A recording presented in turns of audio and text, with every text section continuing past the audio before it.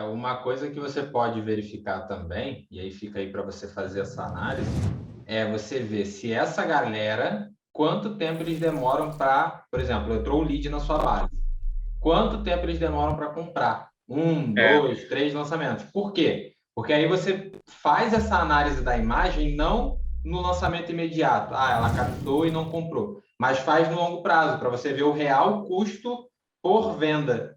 E aí você pode saber se você pode enfiar o pé nessa imagem, porque você vai estar arrumando estoque de vendas. Ou seja, você vai estar Uhum, trazendo vendas futuras. Isso também é uma análise uhum. que eu acho muito interessante. Assim, é um nível mais acima fazer essa análise, mas daqui a pouco para você, porque às vezes você faz uma análise só no lançamento atual, você mata um Uhum. criativo que traz um estoque muito bom para você por causa do custo por lead. Então, Porque são muitas variáveis, eu vejo. Tipo, dessa vez a gente colocou, quanto que vamos investir? A gente ia investir 45 nesse lançamento. Daí, vamos colocar mais. Não, na verdade, a gente investiu 35. Vamos colocar mais 20% em distribuição de conteúdo, que foi a primeira vez que a gente fez. E então, assim, eu acho que 52 vendas estão com a UTM do Arrasta lá do Instagram. Mas, cara, eu acho que isso é tudo uma mistura de tudo, né? Então, tipo, tu distribui conteúdo pra caralho lá. Coloquei 7 mil em distribuição, né? E então o cara vai lá no Insta, começa a engajar, daqui a pouco vê um story convidando para o evento, se cadastra por lá. Mas qual que é a origem real desse cara? Difícil de saber, né? ontem a gente estava tendo uma reunião de time aqui e a gente estava falando exatamente disso. O traqueamento é para você ter um norte. É muito difícil tu fazer uma tomada de decisão taxativa, porque é tanto dado que Aham, perde, é tanto dado que cruza, sim, que, é. por exemplo, aqui acontece muito, não sei se é... Na verdade, com todos os nichos que eu trabalhei, sempre acontece muito isso, que é o quê? A galera se inscreve 2, 3 vezes no lançamento. E de lugares Uhum, diferentes. Às vezes eu tenho um cara que foi inscrito uhum, lá no TVA do Google, aí depois ele se inscreveu uhum, pelo arrasta para cima, entendeu? Então aqui o que eu faço? Eu faço um uhum, tratamento de pegar a primeira inscrição do cara. Escreveu no evento através disso. Foi o orgânico. Então foi o orgânico.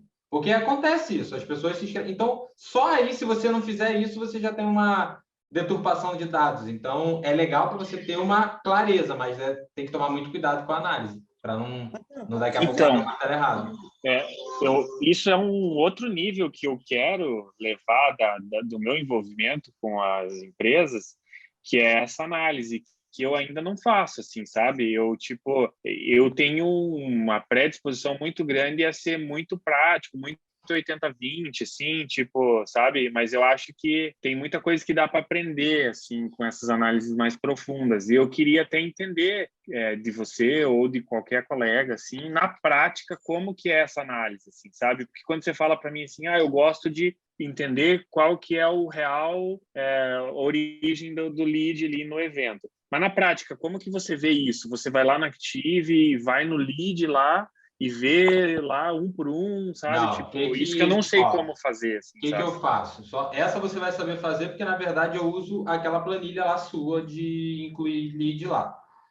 Uhum. Como que acontece a planilha? Ela não inclui o lead independente de quantas vezes ele se cadastrar? Sim. Uhum. Só que quem que é a minha ordem cronológica? A linha. Se o cara se Ah, inscreveu tá. na linha 15, na linha 32 e na linha cento e Ah, noventa tá. e quatro, eu só faço isso para venda, tá? Quando eu vou cruzar as Uhum. vendas, eu tenho lá o cara como se ele comprou 3 vezes, porque no Proc V ele pegou os 3 vezes. Aí o que eu faço? Deixo a linha mais antiga. Entendeu? É simples, assim. Só que hoje ainda muita coisa aqui é manual. Tanto que é uma coisa que a gente está começando a Uhum. automatizar, até porque, assim, primeiro, é muita coisa manual e é muita análise empírica. E eu quero mais Uhum. análises pautadas em dados. Por exemplo, vou Perfeito. dar um exemplo de que a gente estava discutindo aqui ontem. A gente tem um custo ideal por lead de R$ 2, tá? Vou dar um exemplo. Um custo ideal por lead de R$ 2. Só que, cara, no lançamento aqui, por exemplo, a gente fez, nesse lançamento, o custo por lead mais barato desde agosto do ano passado. Então, quando eu vou analisar, é como se tudo fosse muito bom. E, na verdade, não Uhum. é, porque a legenda, vamos dizer assim, o meu parâmetro, ele tem que ser atualizado. Então, ele tem que ser atualizado a todo lançamento, ser atualizado. Porque, por exemplo, a gente bateu o recorde nesse e no próximo pode ser o lead mais caro da história. Porque lead está relacionado a muitas coisas. Uma delas é o leilão. Eu até me admirei porque assim, a gente conseguiu bater 2 recordes. Lead mais caro no Google e lead mais barato no Instagram e no Facebook, na mesma captação. Coisa de louco, assim, o Google Lead explodiu. Mas por quê? Aí o que a gente faz associação? Tipo, o CPM estava caro, Dia das Mães, pô, meu público é majoritariamente mãe e avó. Então, nesse caso, a gente tem que todo lançamento, tanto que era isso que a gente estava conversando ontem, todo lançamento atualizar os parâmetros. Para quando eu for fazer a comparação, eu saber realmente quem é bom, quem é médio, quem é ruim, quem é horrível. Agora que você falou de CPM, você também, quando você faz o fechamento, assim, de como foi a campanha, captação e tal, você anota até, assim, qual foi o CPM daquela campanha? Você anota tudo isso aí? Você nunca viu o debriefing, não? O meu debriefing? Não, eu vi, mas eu não lembrava. Lá, o que eu faço? Eu trago todos os dados, tipo CTR. Por quê? Além desses dados, agora eu estou começando a criar realmente uma base de dados. Por isso que eu falei, a gente está automatizando aqui para ter essas análises melhor. Que é o quê? Todos os dados que são importantes até para a gente ver a evolução. Por exemplo, como que eu sei que foi o lead mais barato desde agosto? Porque eu tenho todos os preços por lead desde agosto, separado por fonte de tráfego. Então, o que a gente está começando a fazer é criar uma massa de forma que, por exemplo, a gente joga lá para o Google Data Studio, para analisar no Google Data Studio. Então, essa coisa ainda está... não dá nem muito para compartilhar ainda, porque ainda são coisas que a gente está muito em construção. Mas, para mim, é essencial você ter esses dados guardados para você fazer comparativos. E aí, quando eu vou apresentar para o cliente, por exemplo, agora, igual você tem aí, independente do cara ser seu sócio, você tem uma relação ali de prestação de contas. Né? Todos nós, claro, que tráfegos, temos isso. Na hora que eu vou prestar contas, eu vou demonstrar os números e explicar os números. E é aí que eu explico, por exemplo, que a gente pagou mais caro no lead do Google. Aí vem a primeira pergunta. Por quê? Porque a taxa de conversão da pasta de captura caiu. Porque o CTR baixou porque os anúncios não estavam tão bons. Ou porque o CPM aumentou porque o leilão estava. Aí a pessoa, mas por que aconteceu isso? Porque era Dia das Mães. Mas Dia das Mães já não é uma análise... Aí já é uma análise mais, né, empírica. Quando eu falo de dados, não tem... Cara, me entrega uma página de captura que converte 50% que o custo por lead baixa.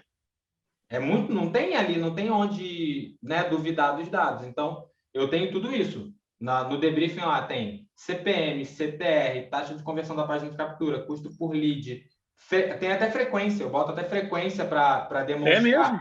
Eu boto frequência e alcance para demonstrar que o remarketing atingiu o público.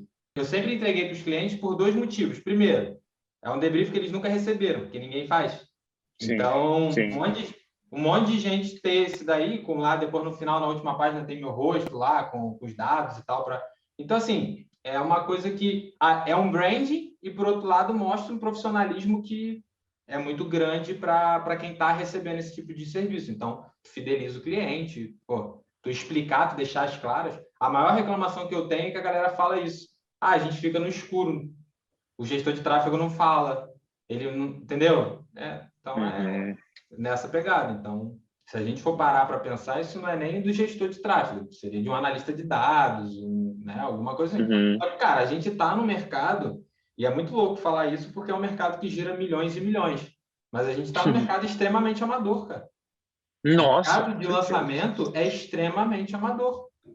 Isso é uma realidade. O que mais tem é gente louca que tipo, não é profissional, prazo.